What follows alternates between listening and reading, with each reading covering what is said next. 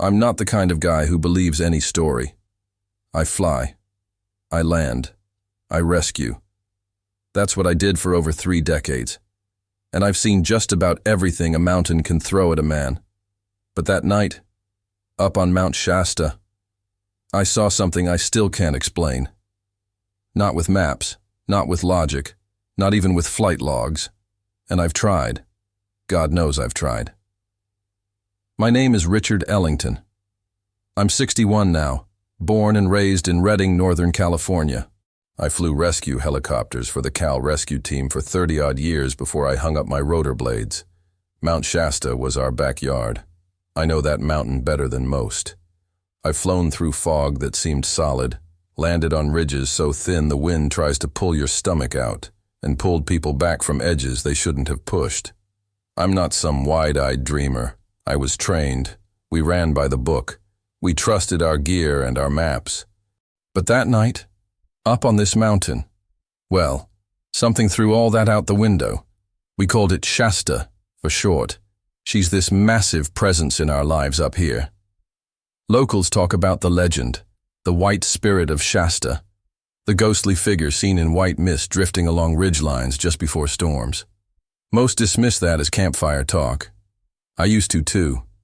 You chalk it up to low visibility, weird lighting, exhaustion. But I'm getting ahead of myself. Picture this, a crisp spring evening just before midnight. The base had calmed down for the night shift, overhead lights low, the Hilo garage humming quietly. Coffee had turned cold in my cup. I'd already filed paperwork from an earlier climb-related rescue down by Dry Creek. Then the call came in. Some climber, solo up on Shasta's east flank above 12,000 feet. No radio contact, no backup. Coordinates were rough. He triggered his PLB beacon, but no voice, no chatter. That strikes you. You don't expect silence in a rescue. I strapped in, did my checks. Nothing abnormal. Engines whined to life. The chopper lifted off into the dark, wipers slicing through a fine, freezing mist. I remember thinking how quiet it was, the usual rush and chatter gone. Only the rotor's hum and the hiss of wind. That's when my skin pricked, like you're not alone up there. When you've flown as long as I did, you get a feel for the environment. I felt eyes, or presence, call it what you will, watching. Flying toward the summit, fog closed in fast. Sometimes you don't have radar references. We were running instruments. I swear I thought I glimpsed something. Shape in the mist, pale, drifting along a ridge. Not a person, not a rock fall, not aircraft debris. Just white. Just there and gone. The kind of thing you might dismiss as cloud or light. But I caught it for split seconds enough that I tightened my gut belt. My co-pilot looked too. It crossed our sight line, but by the time we called it out, it was gone. Landing zone was steep shelf, slanted, barely room for our skids. We touched down, rotors whipping spray off jagged granite. I climbed out, careful of the slope. Temperature dropped like lead, colder than expected. No radio chatter still. The only sound, wind whispering through rocks. Then we saw him. Sitting there, half leaning against a boulder, curled in on himself, PLB dying down. He looked like he'd been there for hours. No tracks visible around him. None. No equipment scattered. Nothing except that beacon and a water bottle almost full. He looked up at us, dazed. I climbed down, extended my arm. "Sir," I said, "you okay? What happened?" He blinked slow, took a shaky breath. "Did I fall?" he asked. That shook me. His eyes, they weren't looking at me. More like scanning above, behind, as if he expected something not human. We got him up into the rig. On a scent flight out, oxygen on. He seemed physically fine, no broken bones, no head trauma. But mentally, lost. He kept asking where he was, what day. He didn't remember climbing, camp, anything. He didn't remember radio, GPS. Nothing beyond tipping over a ridge and waking up. No recollection of the storm that had swept through hours earlier. Down at base, we ran his gear. No sign of fall scarring, no torn straps, no abrasion from a fall. Everything seemed intact. We phoned his next of kin. They said he'd been solo, summit attempt. No search party expected him. He was listed missing only after signal time out. But they never believed he'd fall. Still don't, and he still doesn't know. At dinner later, in the mess hall, guys started joking about the white spirit of Shasta. Lighthearted, yes, but I felt cold inside. I've heard those stories my whole career, always laughed them off. Now, it hit me, only now, that people saw something on that ridge before the storm rolled in. Reports of a shimmering white form drifting above snowfields, always dismissed. But I remembered how that morning I felt watched, how the shape appeared and disappeared. I don't claim I saw a ghost. Far from it. I'm a pilot. I trust instruments, data. But I can't fully account for what I saw, or what he experienced. I watched a man who walked up fine and came down, something else. And I've chased reason all my life. I still chase it. But here's what's honest. There's a part of that night I can't explain. Logbooks, weather reports, they offer nothing. Yet I got chills walking through that fog. There's a line between legend and reality, and I never thought it would blur. Now I'm not so sure. I always thought those tales were for late-night stories. Now I admit, maybe there's something in them, something that science hasn't caught up to yet. So that's me. Richard Ellington, 61, retired rescue pilot. I've seen rescue miracles, broken legs, lost hikers, people dangling off thin ledges. But this one is the one I can't fully unpack. And maybe that's okay. Maybe some truths are just out of reach. Back then, flying out of Reading, we had a rhythm. We worked long shifts, rotating crews, but the mountain didn't care what day of the week it was. Shasta calls when it wants to. Sometimes it's a hiker with altitude sickness. Sometimes it's a kid who wandered off a trail. Sometimes it's a body. You never know. I started my mornings with black coffee like most of the crew. No cream, no sugar. We'd go over flight plans, gear checks, then wait for that radio crackle. Spring and early summer were always the worst. That's when folks from the cities think they're invincible. They read a few articles online, pack up like they're going to Yosemite, and think Shasta's a playground. But that mountain's different, steeper than it looks. Weather changes on a dime. She doesn't forgive mistakes. I'd flown more than my share of those rescues, some easy, most not. We used to say, if you can see her summit from town, she's watching you. If you can't, she's coming for you. Half joke, but only half. There was always something unpredictable about her. Local folks, especially the older ones, had their stories, disappearances, lights in the sky, people found in places they couldn't have reached on foot. Never made sense. I didn't pay much attention to that kind of talk back then.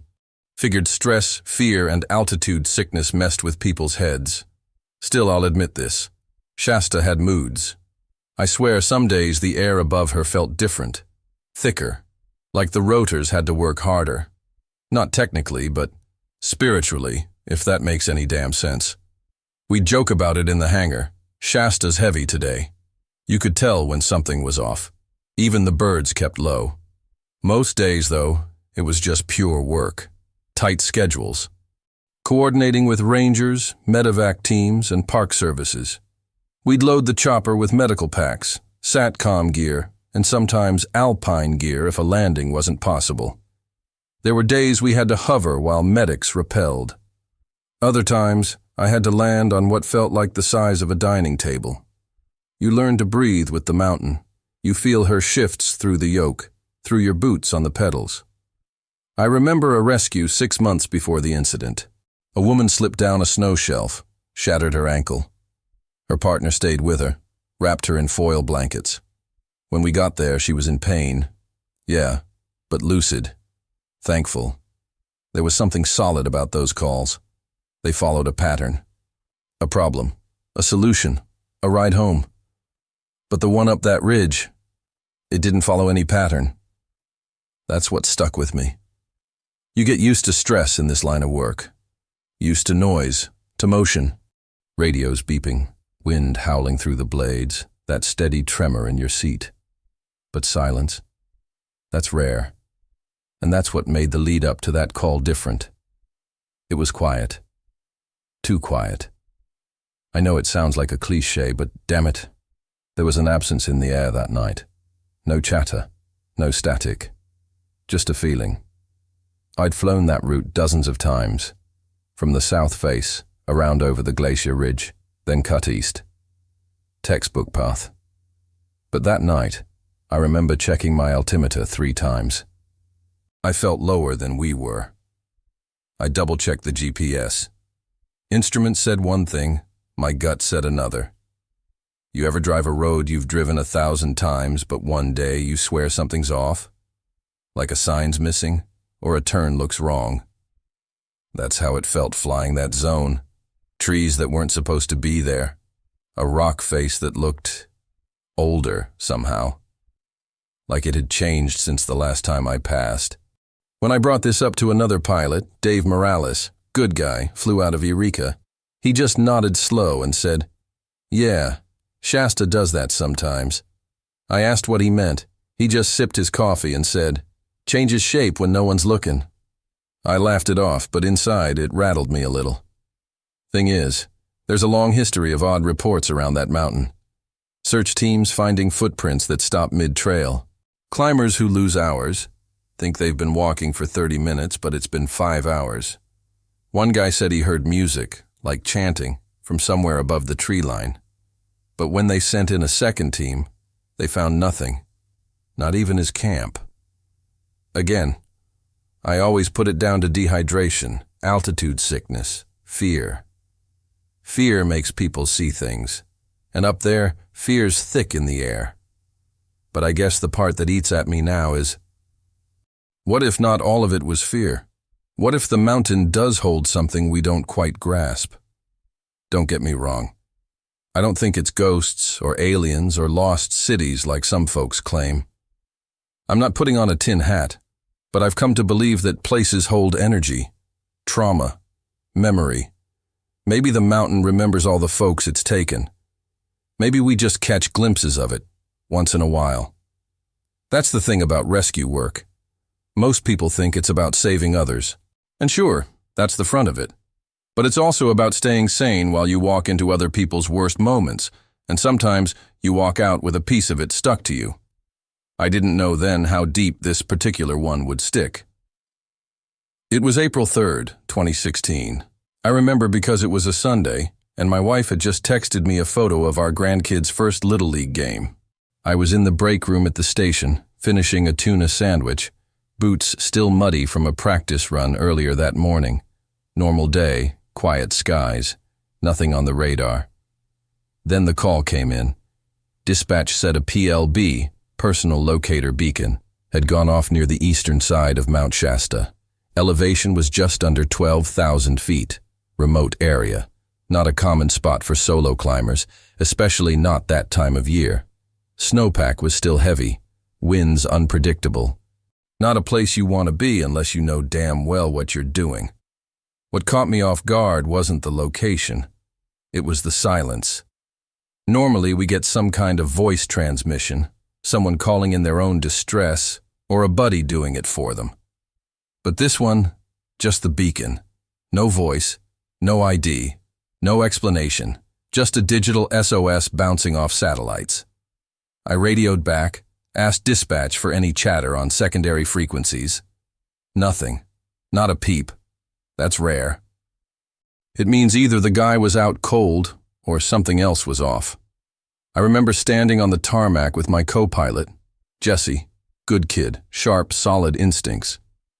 He was double-checking our gear. I looked out at the ridge, the mountain barely visible through a thin curtain of cloud. Something about it felt wrong. Can't explain it. It wasn't the weather, wasn't the gear, wasn't the time of day, just a gut thing. You feel it in your bones after flying long enough. I told Jesse, "Something's off." He looked at me and said, "You want to wait for daylight?" And I shook my head. "No, if he's alive, he won't make it till morning." That was the truth. Temps were already dropping below, freezing up there. Wind chill made it worse. We lifted off just after 5:30 p.m., sun already dipping low. The sky went that pale orange-gray that always feels like a warning. I watched the ground peel away under us, the trees turning to dots, then to nothing but snowfields and rock. Shasta loomed ahead, like it always did, but that day it felt closer, like it was leaning in. Flight path was clear, but visibility started dropping quick. Not fog, exactly. More like mist that thickened the higher we climbed. Jesse checked instruments. Everything read normal, but I swear it felt like we were flying through syrup. Air got heavy. Sound inside the cockpit dulled, like someone had turned down the world. Then something strange happened. Our internal compass flickered. Just for a moment, blip, like it reset itself. We tapped it, recalibrated.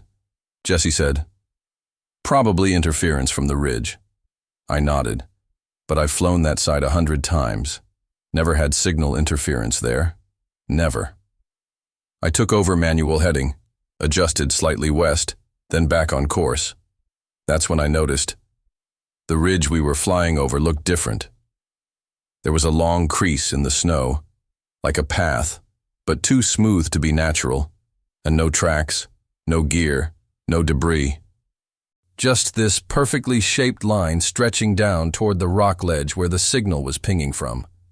Jesse saw it too, said, "What the hell is that?" I didn't answer. We'd know soon enough. We circled twice before finding a place we could touch down, tight spot, half covered in ice. Skids bit the surface, rotors still spinning, blades cutting through low cloud like slow-motion propellers. The moment we powered down enough to step out, I felt it. The quiet. And I don't mean peaceful. I mean dead quiet. No wind, no birds, no rotor echo off the ridge. Just silence, like the air itself was holding its breath. We walked 30 yards uphill. That's when we saw him. He was sitting on a rock, legs bent, arms wrapped around his knees like a kid. No jacket, no gloves, just a base layer and pants soaked in melted snow. His beacon blinking weakly at his feet, eyes wide open, just staring. I approached slow, kept my voice steady. "Hey there, my name's Rich. We're here to help. You hurt anywhere?" He looked at me like I'd just materialized out of thin air. Didn't say a word at first, just blinked. Then he whispered, "Did I fall?" I knelt in front of him. "We don't know yet, partner. We're gonna check you out. You remember what happened?" He shook his head. "No, I don't remember climbing." That stopped me. I looked at Jesse. He just furrowed his brow. "No pain anywhere?" I asked. "No. Do you know what day it is?" He looked around like trying to read the snow for answers. "I don't even know what month it is." We got him back to the bird. Vitals were okay. Body temp a little low, but nothing life-threatening. No signs of impact trauma, no broken bones, no bruising. Just amnesia. Clean as a whistle. On the flight back, I kept glancing out the window, scanning the ridge. I expected to see gear, a tent, a backpack. But there was nothing. No sign he'd been camped out. No trail in, no trail out. Just that one, smooth mark in the snow that led to nowhere. And here's the part that still gets under my skin. Back at the base, when I looked up the coordinates we logged for the beacon, it didn't match the ridge we landed on. The signal had pinged from a spot nearly 300 yards north, across a rock face we couldn't have crossed by foot, especially not in that snow. But the guy was here, sitting on a rock, like he'd been placed there. I filed the report. I did everything by the book, but I didn't sleep right for a while after that. Something about it didn't sit right, still doesn't. That was the day the mountain got under my skin, not because I was scared, But because I walked into a rescue I thought I understood, and walked out with more questions than I'll ever get answers to. Landing up there was no joke. We had a window, maybe 15 minutes max before wind conditions shifted. Jesse and I had done tough landings before, but this one was tight, real tight. Skids touched down, half on snow, half on crusted rock. The nose dipped just a little, and for a second I thought we were going to have to hover and rope in, but she held. Soon as the rotors slowed, that quiet came back. The kind that crawls inside your ears and sits there. Not the kind of silence you get in the woods. This was wrong. The kind of silence that feels like something's missing. Even the wind didn't whisper. No echo. No nothing. We stepped out, boots sinking slightly into the snow, and started scanning. Visibility was just good enough. Jesse had the handheld GPS. I carried the medical kit. I kept looking around, expecting to hear something. A voice, movement, anything. But it was like the mountain was holding its breath. Then we saw him. He was just there, sitting on a flat rock like he'd been waiting, not moving, not panicking. Legs curled under him, arms wrapped around his chest. No jacket, no hat. His hair was wet from snowmelt, face pale, lips just starting to turn. His eyes were open but not locked on us, like he was looking through us, past us. I took point, stepped in slow. I remember thinking he didn't even flinch when I got within reach. That's rare. Most folks in distress show some kind of reaction. Relief, fear, adrenaline kicking in. This guy? Nothing. Like his mind had tapped out. I crouched down in front of him. "Hey there, you hear me?" I said it loud enough, clear. No response. Just slow blinking. Breathing was shallow, but steady. Pupils not dilated. Skin cold, but not frostbitten. I tried again. "My name's Rich. You're gonna be okay. We're getting you out of here." He finally moved, looked right at me and said, in this flat, almost childlike voice, "Did I fall?" That threw me. It wasn't the words. It was how he said it. Like he was asking me to tell him what happened. Not out of fear, but out of confusion. Like he really didn't know how he got there. I asked, "What's your name, buddy?" He paused. "Michael, I think." "You think?" He nodded, real slow. "I don't remember coming here." We did a quick check. No fractures, no signs of head trauma. Pulse was okay. Blood sugar normal. Hypothermic, yeah, but not critical. I looked around. No gear. No tracks in the snow either. And that's not normal. Even if snow had covered his prints, we should have seen something. A bag, a pole, a broken strap. Hell, even his beacon was just sitting in the snow like it had been placed there. I looked at Jesse. "Where's his pack?" Jesse just shook his head. I didn't like that. Something wasn't adding up. You don't get that high up without gear. And if you lose it, you sure as hell don't sit calmly on a rock with your legs tucked under you like you're meditating. I helped him to his feet. He was shaky, but didn't resist. Still no real expression. He walked, but slow, like he was trying to remember how. Jesse led us back to the chopper, and I swear, halfway there the guy stopped and turned around. Just stared back toward the ridge. Nothing out there but snow and stone and fog. "What is it?" I asked. He squinted, then mumbled, "It was louder before." "What was?" He didn't answer, just kept walking. We got him strapped in, hooked him to the oxygen line, wrapped him in heat blankets. He didn't ask where we were going, didn't ask what day it was.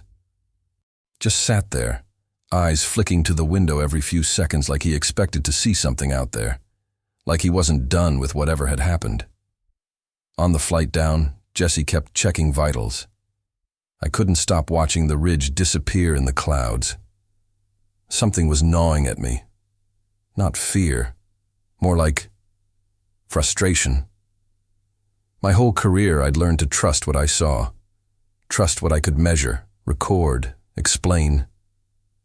But this? None of it added up. I've dealt with altitude psychosis before. It's real. People hallucinate, forget things, act strange. But this wasn't that. His body was strong, not dehydrated, no head injury. And yet, he had this emptiness behind his eyes that chilled me more than the wind ever could. Back on the ground, we got him to the station medic. They ran all the basic tests, blood work, vitals, reflexes, all normal. They asked him what happened. He just kept saying, "I don't remember climbing." He didn't know what day it was, didn't remember where he parked. Couldn't even tell us what state he was from, just his first name, and even that he wasn't sure about. I watched from the hall, arms crossed, jaw tight. Jesse came over and said, "You okay?" I nodded, but I wasn't. That wasn't just a weird call. It felt wrong from the moment the beacon went off. And standing there, watching that man sit calmly while we all buzzed around trying to figure out the how, I couldn't shake the thought that maybe he hadn't climbed up there alone. Maybe he didn't climb at all. And that ridge, where we found him. The topography didn't match the GPS logs, not precisely. And the timestamp on the beacon? It had activated after we'd already gotten the dispatch call, which shouldn't be possible. I told the tech. She just shrugged and said, "Could be a delay in the satellite." Yeah, could be. But the truth? That's the first time in my career I didn't feel like I brought someone down from danger. I felt like I pulled someone out of something we weren't meant to understand. You do this job long enough, you remember the faces. Not all of them. Some blur together, sure. But there's always a few that stick. The way someone cried when you showed up. The grip of a hand that didn't want to let go. Or the blank stare of a guy who came back different. With Michael, that's the name he gave us at least. It was his eyes. That's what's burned into my memory. Not blood, not panic, not screaming. Just that empty, fixed stare, and the way he looked past me, not at me. That look still bothers me. It happened right after we lifted off. I was piloting, Jesse handling vitals and comms in the back. I glanced over my shoulder like I always do. Habit, you know, just checking in. And I caught him watching me. Not just casually looking forward, watching. But it wasn't fear. It wasn't relief either. It was like he was waiting for something to happen. Like he didn't believe we were out yet. I asked, "You okay back there?" He nodded. Barely. Then turned to the window. Now, I've seen people in shock. I know the 1,000-yard stare. But this wasn't that. This was focused, intentional. Like he was tracking something through that glass, something I couldn't see. A few minutes later, Jesse leaned in and said quietly, "He's whispering." "What?" "He's saying something, real low, over and over." "Like what?" Jesse shook his head. "Can't make it out. Could be gibberish." I asked Jesse to hand him a bottle of water, try and ground him. When he did, Michael blinked, took the bottle and said, clear as day, "They said not to look back." Jesse froze. I turned in my seat. "What did you say?" He repeated it. "They said not to look back." "Who did?" Michael didn't answer, just turned back to the window. I kept flying, eyes forward, but I felt that crawl up my spine, the kind you can't shake. I've done combat zone extractions. I've pulled people from burning wrecks. I've been screamed at, bled on, nearly shot once in the early days. But I've never had someone say something that hit me that hard, and so quiet. After we landed, while the medics were checking him out, I stayed close. I wanted to talk to him. Not protocol, I know, but something about the whole thing didn't sit right. So when they finished with the basics, I pulled up a chair, sat across from him. "You remember anything yet?" He shook his head. I asked, "Do you know where you were trying to go?" He hesitated, then said, "Up." Up where? He didn't answer, just stared at the floor. I said, "Listen, partner, I've flown this mountain for a long damn time. What happened up there?" His eyes met mine for the first time. Really met. Not through me, at me. And he said, slow and steady, "I wasn't supposed to come back. Now I've heard a lot of strange things. People high on adrenaline, oxygen deprived, in shock. But that sentence, that tone, it was calm, no emotion, like he was stating a fact. Not sad, not scared, just true." I asked, "Why do you say that?" He looked down again, said nothing more, and I just sat there. Couldn't think of what to say next. It's hard to describe, but that moment, sitting in that cold hallway, listening to the buzz of old fluorescents, watching that man sit there with snow still in his hair, it felt like I wasn't in the station anymore. Like I was still on that ridge, still surrounded by that silence. What got to me most was the total lack of fear in him. No panic, no urgency, just quiet. As if he had seen something he wasn't supposed to. And now that he was back, none of this made sense to him anymore. The next morning, I went over the flight logs. GPS, timestamps, instrument readings. Everything looked clean, nothing to report. But I remembered what he said. They said not to look back. I asked Jesse if he caught it too. He said yeah, but figured it was just mental fog, scrambled thoughts. "You know how people get," he said. "Mountain messes with your head." I nodded, but deep down, I wasn't buying it. Later that week, we tried to reach Michael again. We'd gotten an ID from his driver's license, which somehow was tucked inside his base layer. Bone dry, even though the rest of him had been soaked. DMV said it was valid. Emergency contact listed his sister out of Colorado. We called. She picked up on the first ring. We asked if she knew where he'd been. She was quiet for a long beat. Then said, "He went to Shasta. Said he needed to go back." "Back?" "Yeah," she said. "He went once when he was a teenager. Said something happened, but he never talked about it. Then last month he told me, 'If I don't come back, don't be surprised.' She asked if he was okay. We told her physically yes, but mentally, we didn't know." She just sighed. He always said the mountain had eyes. That stuck with me, still does, because I remember that moment in the chopper when I turned around and caught him looking out the window. Not scared, not dazed, just waiting. Like he knew something was still out there, watching. And maybe he wasn't done with it. And you know what's strange? I never asked him again who they were. The ones who told him not to look back. I didn't want to know. I've been retired a few years now. Folks say you leave the job, but it don't ever really leave you. That's true enough. But this call, this one, it never even tried to leave. It just stayed. I've got a shed out back, real quiet. Used to be where I'd store gear, clean up my boots, oil tools. Now it's mostly storage, but there's one box in there I can't bring myself to throw out. Inside, there's a copy of the report I filed that night, a printout of the GPS logs, a grainy photo Jesse took from his phone of the ridge before we lifted off, and a sticky note I scribbled on right after the flight. Just 4 words, he wasn't afraid. Why? I still look at it from time to time. It wasn't that it was the most dangerous rescue I ever did. It wasn't. Not by a long shot. No fire, no crash, no blood. But it rattled something in me.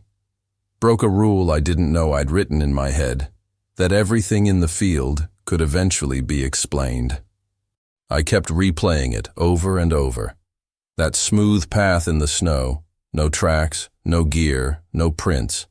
The way he was just there, like someone had placed him on that rock. That line he said, "They said not to look back," kept echoing in my head. Not just for what it meant, but how he said it, like a memory he didn't want. I remember sitting in the mess hall the week after, guys joking around, talking about old stories. I brought it up, just kind of floated it out there. You ever had a call where things didn't line up? Like something was missing? They all had stories. Strange little things, static on the comms where there shouldn't have been. Beacons that blinked from coordinates we couldn't access.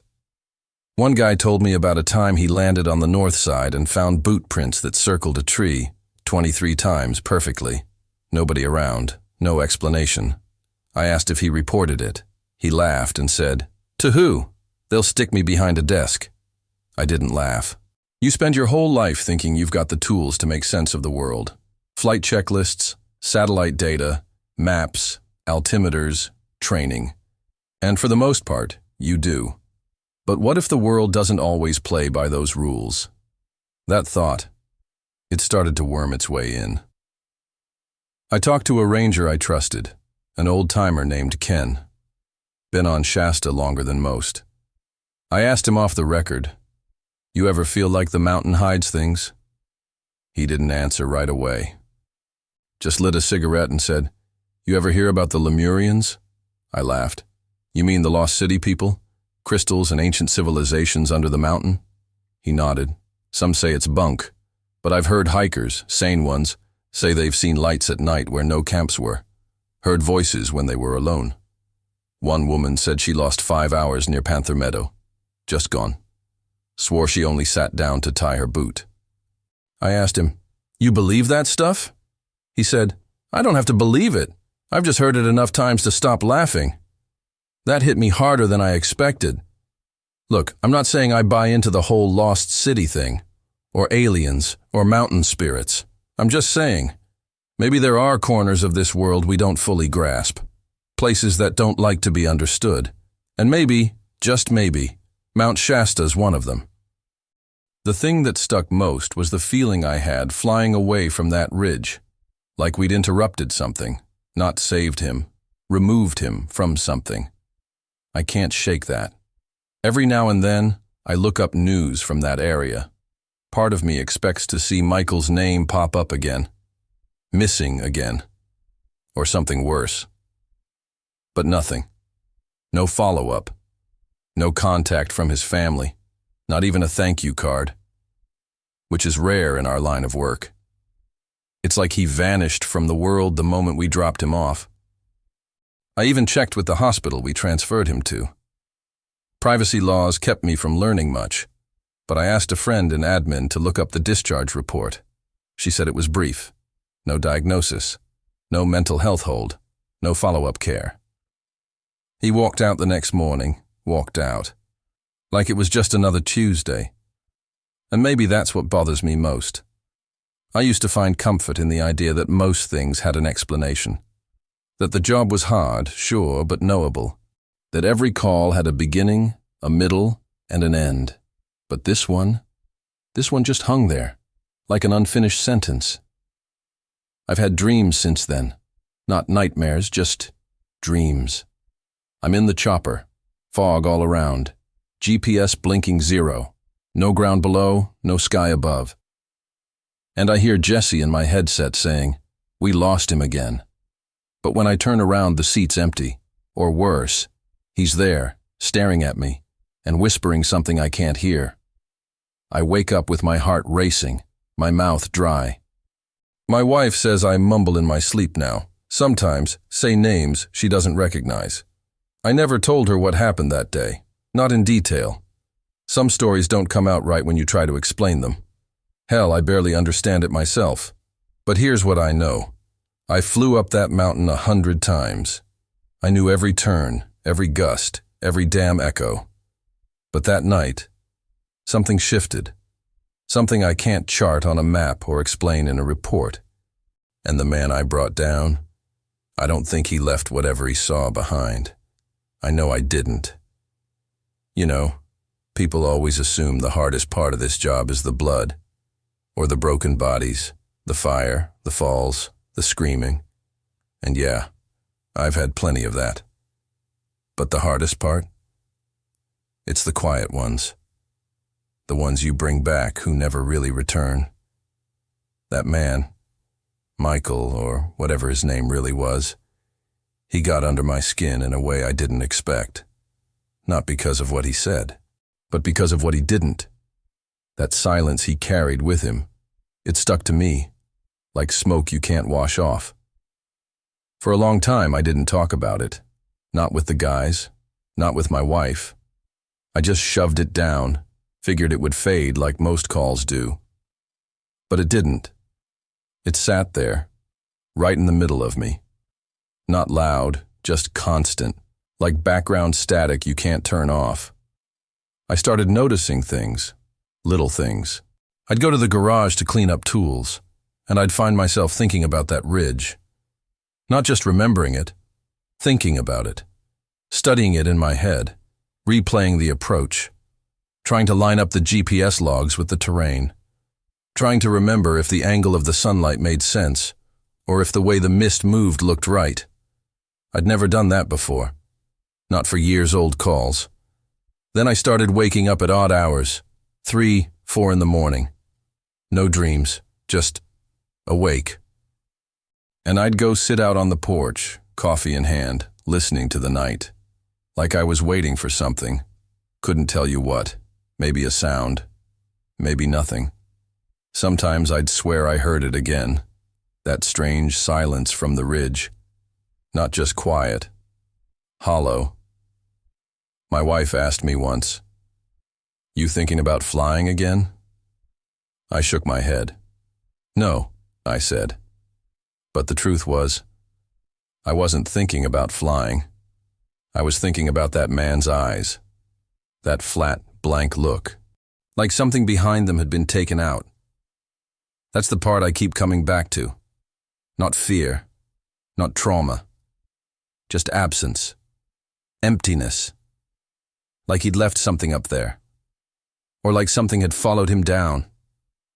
I know how that sounds. Believe me, I know. If you had told me 10 years ago I'd be sitting on my porch wondering if a man could bring silence back with him, I would have laughed in your face. But here I am. I even went back once. Didn't tell anyone.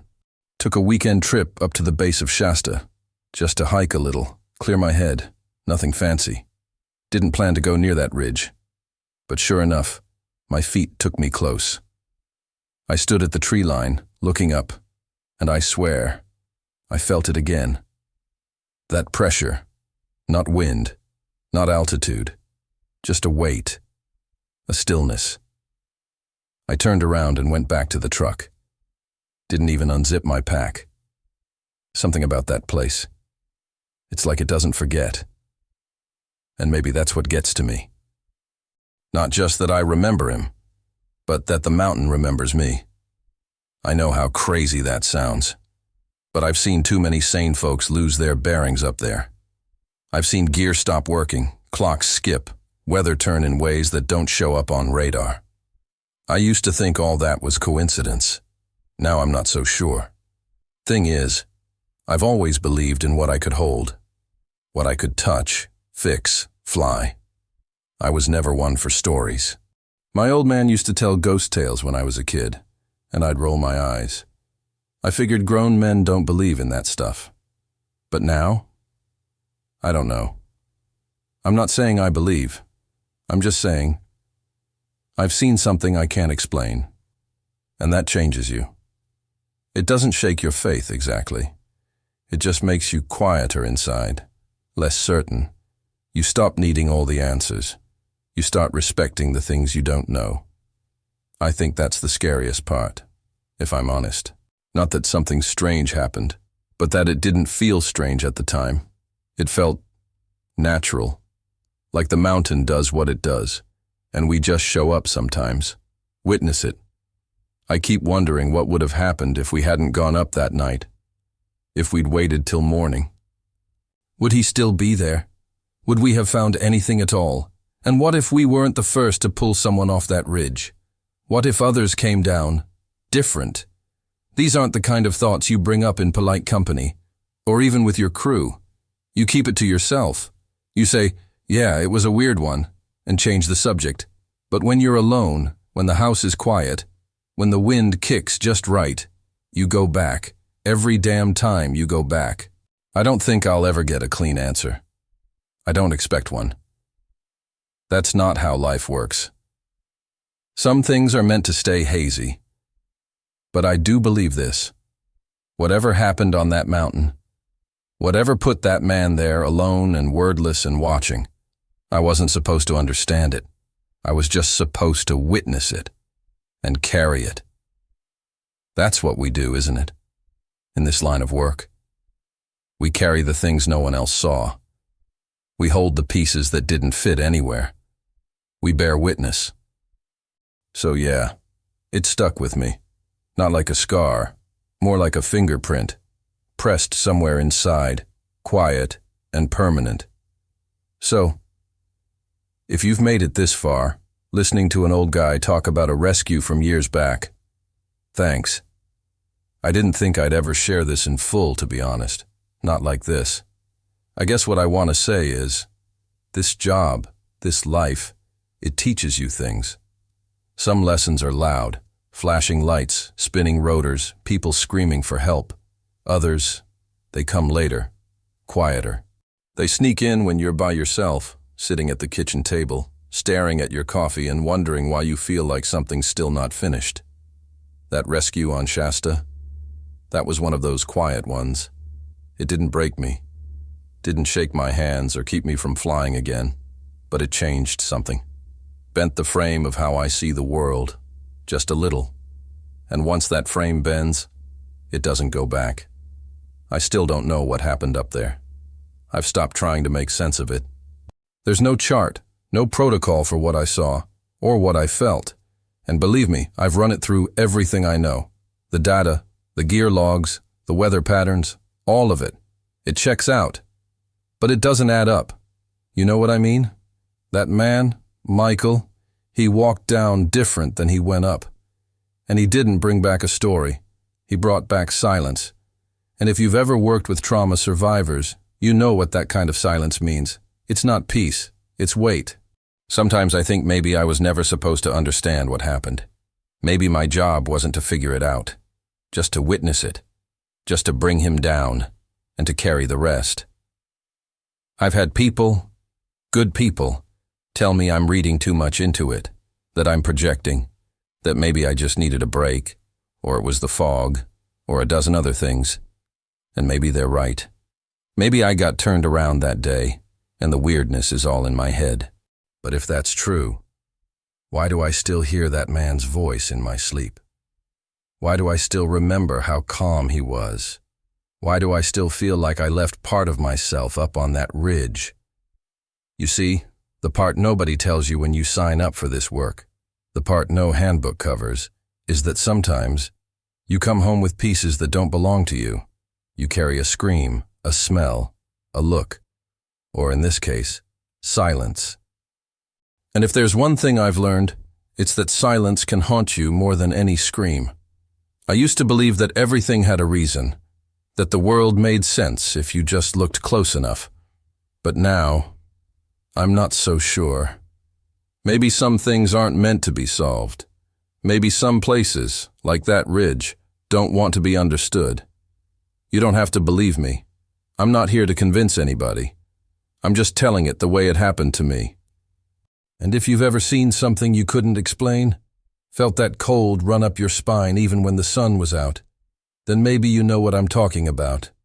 Maybe you've got your own ridge, your own story you never told, because you didn't want people looking at you like you'd gone off the deep end.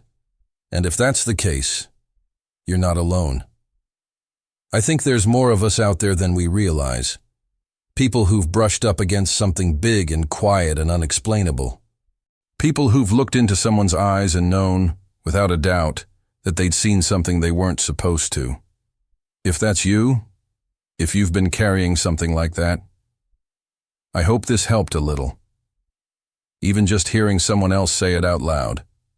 Because I've learned that silence only gets heavier the longer you hold it. And sometimes just saying, yeah, this happened, and I still don't know what to make of it. That's enough.